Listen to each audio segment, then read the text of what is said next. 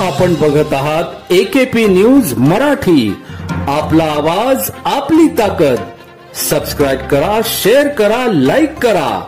AKP news Marathi. Nashik शहरातील खैरेमळा, लक्ष्मीनगर, साईनगर, अमृतधाम, पंचवटी, नाशिक येथे काही बांगलादेशी महिला वास्तव्य करून राहत असल्याची माहिती नाशिक गुन्हे शाखा युनिट क्रमांक 1चे सहाय्यक पोलीस निरीक्षक प्रताप गिरी यांना मिळाली. त्यांनी वरिष्ठ पोलीस निरीक्षक मधुकर कड यांना ही गोष्ट सांगितली असता त्वरित शहानिशा करण्यासाठी सदर ठिकाणी पोलीस पथक पोहोचून माईशा हबीब शेख, निशान मिहीर शेख, झुमूर हसन शेख, रिहाना जलील गाझी यांना ताब्यात घेतले.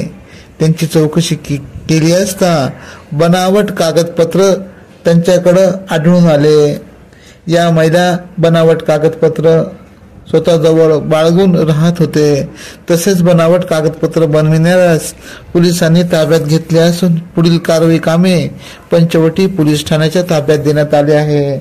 सदरची कामगिरी वरिष्ठ पोलीस निरीक्षक मधुकर कड यांच्या मार्गदर्शनाखाली अंबड पोलीस ठाण्यातील प्रतापगिरी, सविता उंडे, पवार गुन्हे शाखा युनिट क्रमांकडील पोलीस उपनिरीक्षक चेतन श्रीवंत, सुदाम सांगळे, किरण शिरसाट, परवीन वाघमारे, प्रदीप मजदे, संदीप भांड, योगीराज गायकवाड, उत्तम पवार, महेश साळुंके, नाझिम खान पठाण, रोहिदास लिलके, मिलिंद सिंग परदेशी, विशाल देवरे, सुखराम पवार, समाधान पवार, गोरक्ष साबळे, राहुल पालखेडे, मुक्तार शेख, जगेश्वर बोरसे, आप्पा पानवळ, शर्मिला कोकणी, मनीषा सरोदे, अनुजा येवले यांनी केली. नाशिक आयुक्तालयातील क्राईम ब्रांच युनिट 1च्या पथकाला एक माहिती मिळाली की 4 महिला त्या बांगलादेशच्या आहेत, परंतु खोट्या डॉक्युमेंटवर नाशिक शहरात वास्तव्यास आहेत. या अनुषंगाने त्यांनी रेकी करून विशेष पथक तयार करून त्या ठिकाणी छापा मारला.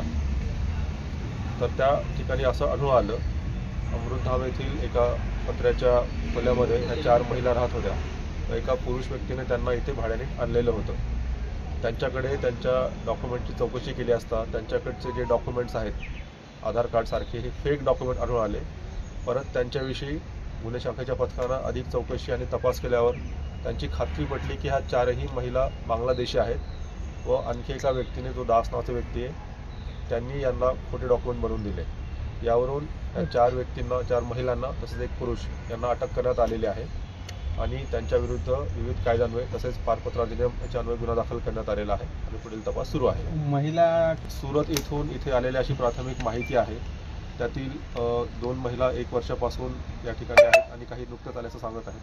परंतु नेमक्या त्या कधी आल्या, कुठल्या मार्गाने आल्या, त्यांच्याकडे आणखी इतर काही डॉक्युमेंट्स आहेत का किंवा त्यांचे आणखी इतर साथीदार आहेत का, याचा पुढील तपासामध्ये निष्पन्न होईल. अजून तरी असं काही स्पष्ट नाहीये. सध्या तरी परदेशी आहेत, बांगलादेशी आहेत आणि इंडियन त्यांच्याकडे कुठले व्हॅलिड डॉक्युमेंट नाही एवढं क्लिअर आहे. नेमकं त्यांचा येण्याचा उद्देश काय होता, पर्पज काय होता, हे तपासामध्ये स्पष्ट होईल. यापूर्वी देखील अशा प्रकारचा एक गुन्हा दाखल झाला होता.